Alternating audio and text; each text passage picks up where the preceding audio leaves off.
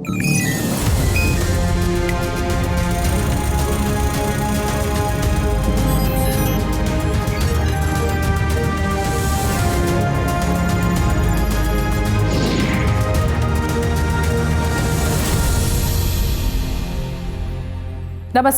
विज्ञान, प्रौद्योगिकी, आविष्कार और नवाचार की खबरों के कार्यक्रम ज्ञान विज्ञान में आप सभी का स्वागत है। मैं हूं प्रीति सिंह। आज के इस अंक में बात करेंगे ग्रामीण परिवेश से निकलकर नैनो विज्ञान के क्षेत्र में अंतर्राष्ट्रीय स्तर पर पहचान बनाने वाली भारतीय महिला वैज्ञानिक की। बताएंगे क्या है कृषि तकनीक के तौर पर स्टार्टअप द्वारा विकसित स्मार्टफोन अनुप्रयोग। खबरें और भी होंगी, लेकिन सबसे पहले देखते हैं इस अंक की सुर्खियां। परंपरा को प्रासंगिक बनाएंगे IISF के नए विषय। इस बार भारत अंतर्राष्ट्रीय विज्ञान महोत्सव में खेल और खिलौनों पर भी होगा विशेष कार्यक्रम। विद्युत ट्रांसमिशन लॉस को कम करेगा नवीन शोध। कार्बन नैनोट्यूब पर किए गए करनाल जिले की प्राध्यापिका के अध्ययन को मिली अंतर्राष्ट्रीय मान्यता। किसानों के लिए एक्सपीक स्मार्टफोन ऐप विकसित। फसल संकट निगरानी और खेतों के प्रबंधन में सहायक होगा कृषि तकनीक स्टार्टअप द्वारा विकसित ये अनुप्रयोग। और IISF 2020 आयोजन की उल्टी गिनती शुरू। दुनिया के सबसे बड़े ऑनलाइन विज्ञान महोत्सव में शामिल होकर आप भी बन सकते हैं इस उपलब्धि का हिस्सा। 22 दिसंबर से शुरू होने जा रहे भारत अंतर्राष्ट्रीय विज्ञान महोत्सव में इस बार 13 नए प्रासंगिक विषयों को जोड़ा गया है। इनमें जहां भारतीय विज्ञान का इतिहास विषय द्वारा नई पीढ़ी को अपने गौरवशाली इतिहास से परिचित कराया जाएगा, वहीं खेल और खिलौनों कार्यक्रम के जरिए सबसे प्राचीन परंपरा को भी जीवंत बनाने का प्रयास किया जा रहा है। इस विशेष कार्यक्रम में पारंपरिक और नवीन भारतीय खिलौनों की प्रदर्शनी सहित ऑनलाइन खिलौना प्रतियोगिता भी आयोजित की जाएगी। IISF 2020 के कार्यक्रमों पर ज्ञान विज्ञान की एक रिपोर्ट।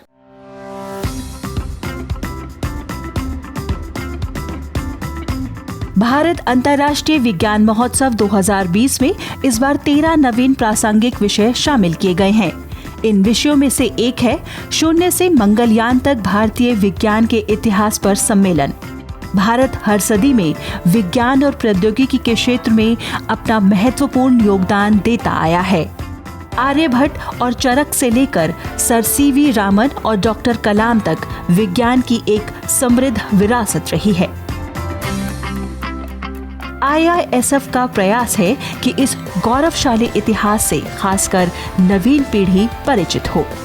इस कार्यक्रम में व्याख्यान, वैदिक गणित पर चर्चा और जंतर मंतर और नेहरू प्लेनेटोरियम का वर्चुअल टूर जैसे रोचक आयोजन किए जाएंगे। So we have eminent lectures, we have demonstrations. इसमें विशिष्ट व्याख्यान, प्रदर्शन और ऐतिहासिक स्थानों के वर्चुअल टूर होंगे और साथ ही उनकी व्याख्या की जाएगी। पैनल चर्चाएं होंगी जिसमें विशिष्ट प्रवक्ता विभिन्न परंपराओं और प्राचीन ज्ञान पर बात करेंगे। इस कार्यक्रम का एक रोचक हिस्सा होगा कहानियों द्वारा बच्चों के दिमाग में वैज्ञानिक सोच जगाना। अगर आप हमारे इतिहास में देखें तो हम सब कहानियां सुनकर बड़े हुए हैं और वो काफी मददगार रही हैं। तो हमने भी कहानी सुनाने का एक कार्यक्रम रखा है। ऐसा ही परंपरा को जीवित करने वाला प्रासंगिक कार्यक्रम है खेल और खिलौने। ये शब्द मानव सभ्यता के विकास के साथ जुड़े हुए हैं और हर दौर का बचपन इन शब्दों से परिचित रहा है। खिलौने बच्चों के शारीरिक और मानसिक विकास के आधार कहे जा सकते हैं। भले ही आज इनके रूप बदल गए हों, लेकिन ये उतने ही उपयोगी हैं। यही वजह है कि पूरी दुनिया में इस वक्त 7 लाख करोड़ से ज्यादा का खिलौना उद्योग है। लेकिन खिलौनों के समृद्ध इतिहास के बाद भी भारत का हिस्सा इस उद्योग में कम रहा है। IISF भारतीय खेल खिलौनों की इसी परंपरा को वापस लाकर भारत को इस क्षेत्र में भी आत्मनिर्भर और अग्रणी बनाने का प्रयास कर रहा है। This event aims to revive the long tradition of toys and games in our country. इस कार्यक्रम का उद्देश्य खेल और खिलौनों की समृद्ध परंपरा को वापस लाना है, जो हड़प्पा सभ्यता से हमारे देश की विरासत रही है। आज के बहुत सारे नए खेल और खिलौने इन्हीं परंपराओं से निकल कर आए हैं। यही नहीं, हम बच्चों को विज्ञान के जटिल पाठ इन सामान्य खिलौनों द्वारा आसानी से समझा सकते हैं, जिनसे वो रोज खेलते हैं। खिलौने या खेल सिर्फ समय काटने या मजे के लिए नहीं हैं। ये हमारे बढ़ते बच्चों में कौशल, तथ्यात्मक सोच और समझ आदि के विकास में बहुत महत्वपूर्ण प्रभाव डालते हैं। Intellectual and strategic thinking in the minds of our young children. IISF 2020 के खेल और खिलौने कार्यक्रम में लघु फिल्मों द्वारा भारतीय खिलौनों का रोमांचक विकास दर्शाया जाएगा। पारंपरिक खिलौनों की प्रदर्शनी सहित भारतीय खिलौना उद्योग और कारीगरों को उनके उत्पाद दर्शाने का एक मंच प्रदान किया जाएगा। ऑनलाइन खिलौने बनाकर उनके विज्ञान को समझाया जाएगा। कार्यक्रम की रोचकता को बढ़ाने के लिए एक ऑनलाइन खिलौना प्रतियोगिता भी आयोजित की जा रही है। खेल और खिलौने श्रेणियों के तहत प्रतिभागियों को सर्वश्रेष्ठ प्रदर्शन के लिए प्रमाण पत्र और पुरस्कार दिए जाएंगे।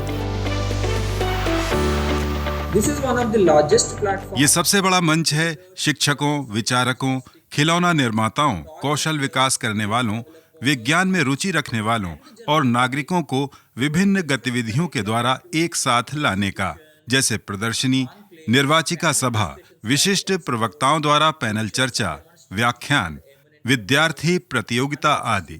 तो आइए इस महोत्सव में और खुद को खेल और खिलौनों से रोमांचित कीजिए। Enjoy yourself playing with games and toys. इन कार्यक्रमों में विज्ञान लेखक, वैज्ञानिक, संचारक, कलाकार, खिलौना निर्माता, शोधकर्ता और विद्यार्थियों सहित पत्रकार और सामान्य नागरिक भी हिस्सा ले सकते हैं। ये मौका है अपने इतिहास और परंपराओं से परिचित होने का, अपनी जानकारियों को साझा करने का और आत्मनिर्भर भारत में अपना योगदान देने का।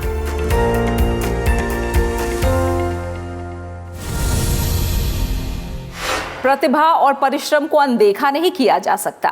यही साबित किया है करनाल जिले में रहने वाली भौतिकी की प्राध्यापिका डॉक्टर दीपा शर्मा ने। उनके द्वारा कार्बन नैनो ट्यूब डायमर के रामन स्पेक्ट्रा पर किए गए अध्ययन को अंतर्राष्ट्रीय स्तर पर मान्यता मिल गई है। उनका ये सैद्धांतिक शोध हाल ही में अंतर्राष्ट्रीय शोध पत्रिका में प्रकाशित किया गया है। ग्रामीण परिवेश से अंतर्राष्ट्रीय पहचान तक इस महिला वैज्ञानिक का ये सफर भारतीय शोधकर्ताओं के लिए प्रेरणा बन गया है। एक रिपोर्ट। हरियाणा के करनाल जिले का शहीद उधम सिंह राजकीय महाविद्यालय, मटक माजरी कस्बे का ये महाविद्यालय अब अंतर्राष्ट्रीय स्तर पर पहचाना जा रहा है और इसका श्रेय जाता है यहाँ की सहायक प्राध्यापिका डॉक्टर दीपा शर्मा को। डॉक्टर दीपा शर्मा ने कार्बन नैनो ट्यूब डाइमर के रामन स्पेक्ट्रा का अध्ययन कर उनके आणविक कंपन से जुड़े रहस्यों को उजागर किया है। उनका ये सैद्धांतिक शोध नैनो विज्ञान के क्षेत्र में एक उल्लेखनीय योगदान माना जा रहा है। इस शोध को जर्मनी से प्रकाशित होने वाली अंतर्राष्ट्रीय शोध पत्रिका स्पेक्ट्रोकीमिका एक्टा ए सहित कई अंतर्राष्ट्रीय पत्रिकाओं ने आधिकारिक मान्यता देते हुए प्रकाशित किया है। मेरा जो सैद्धांतिक शोध है वो सारा कार्बन नैनो ट्यूब्स के ऊपर रहा है। That has been my research object. Carbon nano tubes की अलग अलग जो गुण हैं, भौतिक गुण, उनके ऑप्टिकल प्रॉपर्टीज़, उनकी इलेक्ट्रिकल प्रॉपर्टीज़ को मैंने एक सॉफ्टवेयर के थ्रू शोध किया है। विभिन्न गणनाएं हमने उस पर की हैं, उनके वर्णक्रम की गणना की है। ग्रामीण परिवेश से उभरी इस महिला वैज्ञानिक ने शिक्षण कार्य के साथ साथ अपना शोध कार्य भी जारी रखा। उनके इस प्रयास में राष्ट्रीय तकनीकी संस्थान कुरुक्षेत्र की वरिष्ठ प्रोफेसर नीना जग्गी ने उनका मार्गदर्शन किया। इवन एक छोटे से कॉलेज में, रूरल कॉलेज में रहते हुए प्राध्यापक के रूप में भी उन्होंने इसको आगे पढ़ाया और इसके लिए वो एक बहुत बधाई की पात्र हैं। और मेरा काम में जो उनको एक गाइड के रूप में मैंने उन्हें दिया, मुझे भी खुशी है कि मेरे भी उन्होंने उसको आगे चलाया। डॉक्टर शर्मा ने अपने शोध में सिद्ध किया है कि अगर कार्बन नैनो ट्यूब्स को सुपर कंडक्टिंग पदार्थों के समीप लाया जाता है तो उनमें भी सुपर कंडक्टिंग गुण पैदा हो जाते हैं। इन अध्ययनों की गणना आसान नहीं थी। डॉक्टर शर्मा ने Jawaharlal Nehru centre for advanced scientific research Bengaluru के प्रोफेसर स्वप्नपति और अमेरिका की लॉरेंस बर्कले नेशनल लैब की वैज्ञानिक स्वास्तिका बनर्जी का सहयोग लिया। इन संस्थानों के सुपर कंप्यूटर्स द्वारा शोध की गणनाएं की गईं। खास खोज जो है वो ये है कि single walled carbon nano tube जो है उसके आसपास अगर एक सुपर कंडक्टर को लेके आया जाता है तो single walled carbon nano tube के अंदर भी सुपर कंडक्टिंग गुण जो हैं वो पैदा हो जाते हैं। और ये खोज एक महत्वपूर्ण खोज हो सकती है क्योंकि इसका उपयोग करके आने वाले समय में ऊर्जा की काफ़ी बचत की जा सकती है अगर इस रिसर्च को आगे बढ़ाया जाए। ये एक आधारभूत शोध है जिसके सिद्धांतों का प्रयोग कर वैज्ञानिक नवीन अनुप्रयोग कर सकते हैं। इस शोध द्वारा भविष्य में विद्युत ट्रांसमिशन लॉस को कम से कम करने की दिशा में एक नई राह खुली है।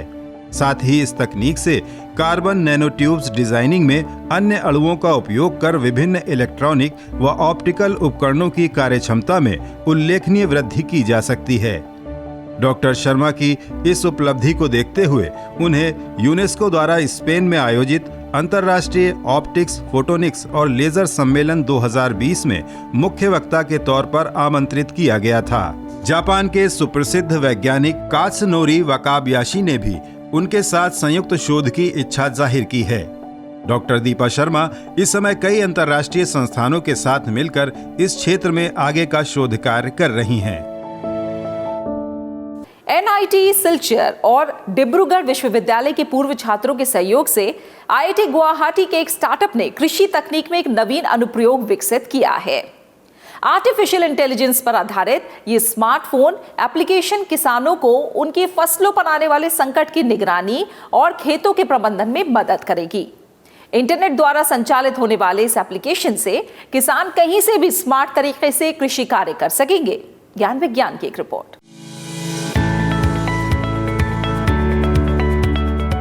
सही समय पर खेतों का प्रबंधन और फसलों में बीमारियों जैसे संकट की निगरानी कृषि का एक अहम और कठिन कार्य है। इसके लिए किसानों को लगातार खेतों और फसल पर नजर रखनी पड़ती है। अगर इन कारणों का सही समय पर उचित समाधान न किया जाए तो इसका सीधा असर फसल उत्पादन पर पड़ता है। इन्हीं समस्याओं को देखते हुए संयुक्त रूप से सिलचर एनआईटी, डिब्रूगढ़ विश्वविद्यालय और आईआईटी गुवाहाटी के छात्रों द्वारा स्थापित स्टार्टअप कंपनी एगस्पर्ट टेक्नोलॉजीज ने एक आर्टिफिशियल इंटेलिजेंस आधारित बहुभाषीय स्मार्टफोन एप्लीकेशन एगस्पीक विकसित किया है। ये एप्लीकेशन दूरस्थ रूप में किसानों को अपनी फसल की निगरानी और खेतों का स्मार्ट तरीके से प्रबंधन करने में सक्षम बनाएगी। हाल ही में इस नवीन ऐप का आईआईटी गुवाहाटी के निदेशक प्रोफेसर टीजी सीताराम ने ऑनलाइन शुभारंभ किया।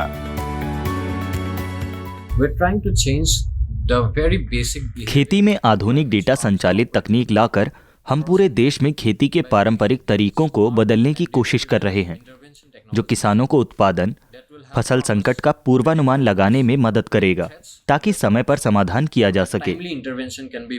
साथ ही इस अनुप्रयोग द्वारा हम मृदा परीक्षण और वर्चुअल माध्यम से कृषि परामर्श सेवा देने का भी प्रयास कर रहे हैं, जो उन्हें बेहतर निगरानी जैसे किस तरह का उर्वरक कब और कितनी मात्रा में चाहिए की जानकारी देगा।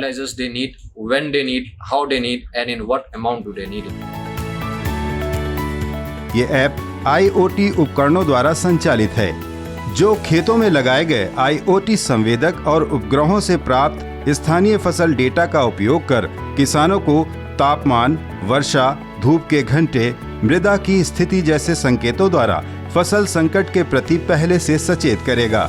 साथ ही उनके उचित समाधानों को लेकर सुझाव भी देगा। IoT उपकरणों सहित एगस्पीक एप्लीकेशन का असम के 500 किसानों और 2 चाय बागानों में 3 महीने तक परीक्षण किया जा चुका है। इस दौरान इस एप्लीकेशन ने सर्दियों की फसलों में पानी की कमी आलू में लगने वाली बीमारी और चाय के कीट की सटीक भविष्यवाणी की। Our app works in a very interesting way. हमारी ऐप बहुत अभिनव तरीके से कार्य करती है। हम उपग्रह और हमारी खुद की ऐप एगस्पीक स्मार्ट IoT उपकरणों से आंकड़े प्राप्त करते हैं। ये उपकरण खेतों में लगाए जा सकते हैं। फसलों से जुड़ा ज़रूरी डेटा जैसे तापमान, आर्द्रता, वर्षा, मृदा नमी, पत्तियों की नमी, जो विभिन्न चरणों में फसलों के स्वास्थ्य के मानक हैं, उनको मापते हैं, विश्लेषण करते हैं और फिर मानवीय ज्ञान के साथ जोड़कर पूर्वानुमान लगाते हैं। With human intelligence to predict certain outcomes. ये एक अत्याधुनिक कृषि तकनीक अनुप्रयोग है जिसमें स्थानीय भाषा का विकल्प इसके प्रयोग को आसान बना देता है। फिर भी लगभग 250 किसानों को पहले ही इस ऐप का प्रशिक्षण दिया जा चुका है। छात्रों और पूर्व छात्रों द्वारा स्थापित एगस्पर्ट टेक्नोलॉजीज लगातार कृषि क्षेत्र में नवीन तकनीक विकसित कर रही है। एगस्पीक के अलावा इन शोधकर्ताओं ने एक ड्रोन प्रणाली भी विकसित की है जो विस्तृत चाय बागानों में वृक्षारोपण और फसल निगरानी में सहायक हो सकती है। हालांकि ये तकनीक अभी अनुसंधान और विकास के चरण में है। आर्टिफिशियल इंटेलिजेंस और ड्रोन जैसी तकनीक का इस्तेमाल किसानों के श्रम को कम करने के साथ साथ राष्ट्र की खाद्य सुरक्षा को भी सुनिश्चित करेगा।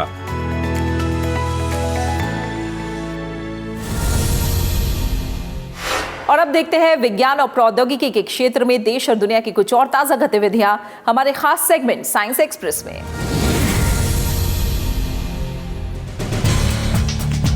अमेरिका की अंतरिक्ष एजेंसी नासा ने हाल ही में 2 सुपरमैसिव ब्लैक होल की विलय प्रक्रिया की अद्भुत तस्वीरें जारी की हैं। नासा ने यह खगोलीय घटना अपनी चंद्रा एक्सरे वेधशाला टेलीस्कोप द्वारा रिकॉर्ड की है। नासा के मुताबिक गैलेक्सी NGC 6240 में दिखने वाला ब्लैक होल जोड़ा 3000 प्रकाश वर्ष पूर्व का है, जिनकी विलय प्रक्रिया लगभग 3 करोड़ साल पहले शुरू हुई थी और इसे एक बड़ा ब्लैक होल बनने में लाखों वर्ष लग जाएंगे। खगोल वैज्ञानिकों के अनुसार विलय की प्रक्रिया में बड़े पैमाने पर ब्लैक होल के जोड़े यूनिवर्स में गुरुत्वाकर्षण तरंगों के सबसे शक्तिशाली स्रोत हैं। आपको बता दें, सुपरमैसिव ब्लैक होल सूर्य से लाखों गुना बड़े होते हैं। नासा ने 1999 में विशेष रूप से ब्रह्मांड के बहुत गर्म क्षेत्रों जैसे विस्फोट वाले सितारों, आकाशगंगाओं के समूहों और ब्लैक होल के चारों ओर एक्सरे उत्सर्जन का पता लगाने के लिए चंद्रा एक्सरे ऑब्जर्वेटरी को स्थापित किया था। 17 दिसंबर को भारतीय अंतरिक्ष अनुसंधान संगठन ने अपने 42वें संचार उपग्रह CMS-01 का प्रक्षेपण किया। सतीश धवन अंतरिक्ष केंद्र से PSLV C50 द्वारा इसे लॉन्च किया गया। PSLV की ये 52वीं उड़ान थी। CMS-01 देश की संचार तकनीक और टेलीकम्युनिकेशन को और मजबूत करेगा। आपको बता दें, कोविड-19 महामारी के दौरान ये इसरो का दूसरा लॉन्च था। इससे पहले 14 दिसंबर को इसरो प्रमुख डॉक्टर के सिवन ने बेंगलुरु में अंतरिक्ष स्थिति परक जागरूकता नियंत्रण केंद्र नेत्र का उद्घाटन किया। अंतरिक्ष में तेजी से बढ़ रहे मानव निर्मित मलबे और उससे अंतरिक्ष मिशनों को होने वाले खतरे को देखते हुए अंतरिक्ष स्थिति को लेकर जागरूकता और प्रबंधन एक महत्वपूर्ण क्षेत्र बन गया है। इस दिशा में पिछले वर्ष SSA कंट्रोल केंद्र की आधारशिला रखी थी। बेंगलुरु स्थित इसरो के telemetry tracking and command network प्रांगण में स्थापित SSA केंद्र नेत्र बढ़ते मलबे और ऑपरेशनल स्पेस असेट्स के तहत गहन गतिविधियों की सुविधाएं प्रदान करेगा।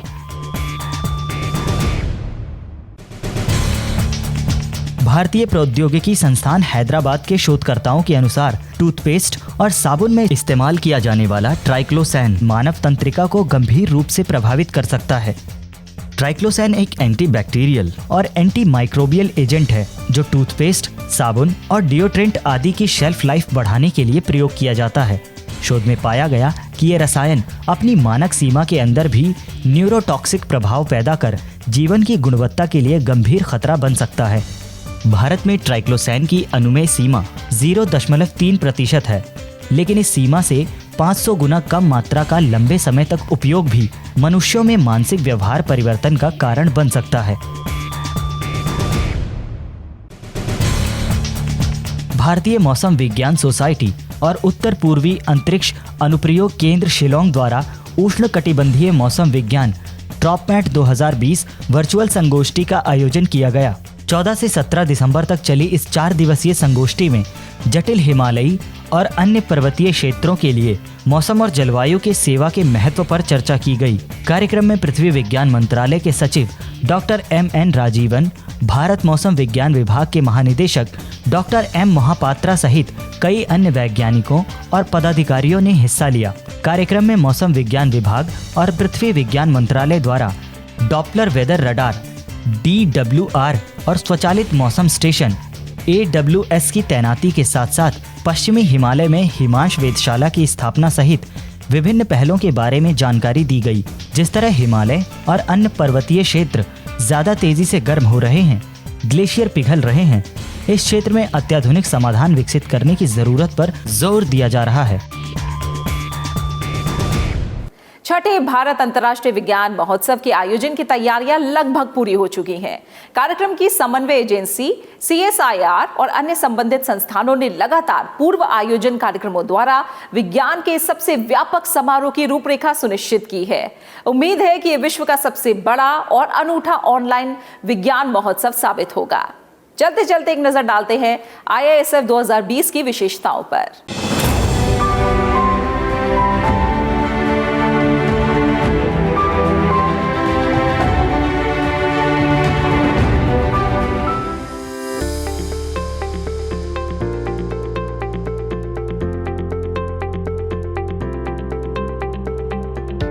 भारतीय अंतर्राष्ट्रीय विज्ञान महोत्सव विज्ञान, प्रौद्योगिकी और नवाचार के क्षेत्र में भारतीय उपलब्धियों का जश्न मनाने का बहुप्रतीक्षित वार्षिक कार्यक्रम बन चुका है। IISF का मुख्य उद्देश्य समाज के सभी वर्गों के बीच वैज्ञानिक जागरूकता का प्रसार करना है।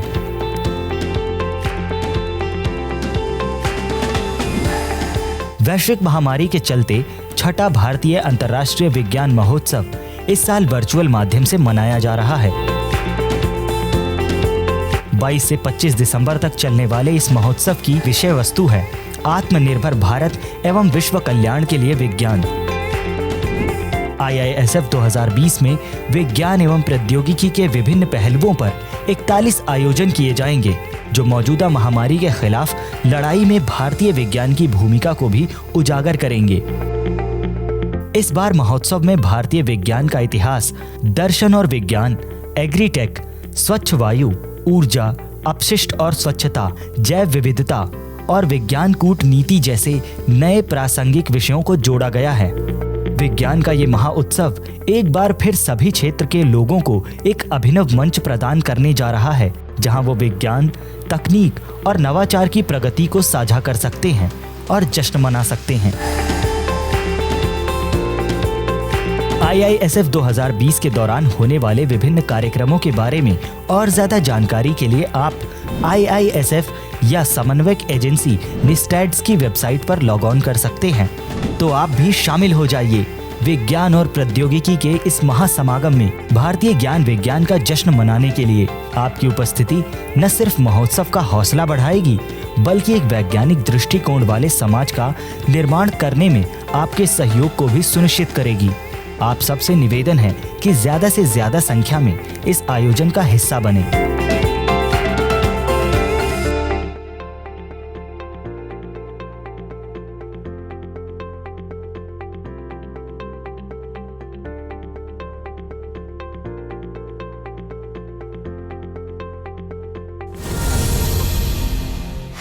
इसी के साथ ज्ञान विज्ञान के आज के अंक में इतना ही। कार्यक्रम के बारे में अपने फीडबैक और सुझाव आप हमें ईमेल कर सकते हैं। हमारा ईमेल है news@vigyanprasar.gov.in।